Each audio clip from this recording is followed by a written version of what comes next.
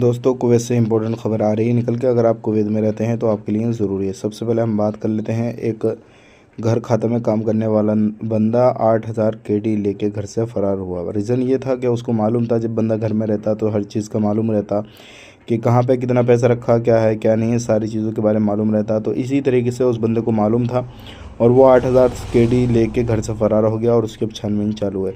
ऐसे बंदों को पकड़ने के बाद में आपको मालूम है काफ़ी कड़ी कार्रवाई की जाती है और फिर उनको हमेशा के लिए फिंगर करके ब्लैक लिस्ट करके भेजा जाता है कुवैत से।